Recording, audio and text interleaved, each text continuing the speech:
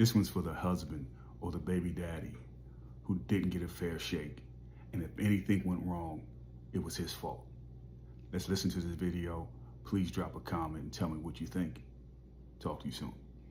Absolutely nobody's talking about the man who had to start over from zero because a relationship destroyed his peace. A woman can tell a man, I love you 100 times, 100 different ways and still disrespect that man with her actions. But when a woman respects him, there are boundaries she will never cross.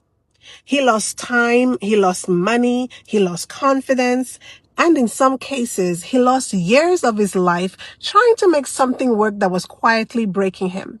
I know I've broken your trust. I'm truly sorry. Sorry isn't enough, Pastor. I need to see real change. And that is why we are here. And he stayed in silence. He suffered in silence. The hardest part, it's carrying the silence because men aren't encouraged to talk about emotional loss the way others are, the way women are. Tell all of that. Caesar Clark, one of my favorite preachers, he's since passed. He's out of Dallas, Texas. I'll tell you the story. He went through a divorce years ago in the 80s. Wasn't online. No, wasn't online. Yeah. And he goes to court, Willie, and they're in the final proceedings of the divorce. And the judge says to Dr. Clark, your ex-wife wants your vacation house in Florida. Do you want her to have it? Dr. Clark said, yeah, let her have it. So Dr. Clark, your wife wants the Mercedes. Do you want her to have it? So yeah, let her have it. Dr. Clark, your wife wants your pension because you used to be in the military. Do you want her to have it? Dr. Clark said, yeah, I want her to have it. The judge says, wait a minute, Dr. Clark, you ain't got to give her all of this. You can fight for some of this. I'm just telling you what she wants. You ain't got to give it to her. Dr. Clark said, do you notice what she didn't ask me for? The judge says, no, what didn't she ask you for? She didn't ask for my Bible. If you leave me with my Bible, I can get all of that again. Whew. You got to have the mind frame. I ain't fighting over no material stuff. If I'm claiming he's Jehovah Jireh. Whatever it is that somebody can take, God can give it back to you.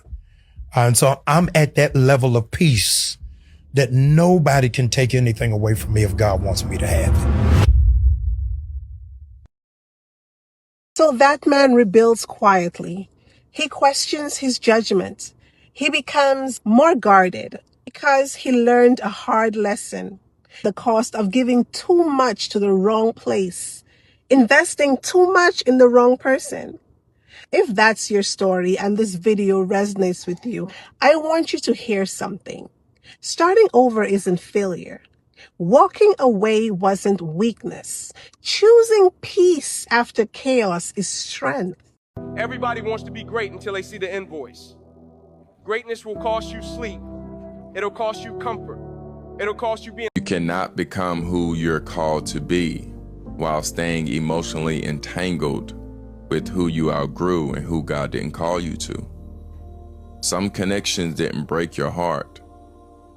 They blocked your evolution. They blocked your spiritual growth.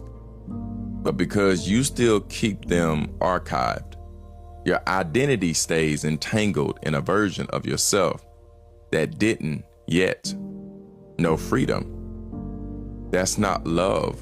That's limbo. Healing doesn't always begin with therapy. Sometimes it starts with tapping delete, with unfollowing who you used to be attached to, not out of bitterness, but out of reverence for your next chapter of life. This isn't about pretending they didn't matter. It's about admitting they no longer fit the story you're becoming. And sometimes the holiest thing that you can do is remove the evidence of your own self-abandonment. Don't just walk away. Wipe the trail.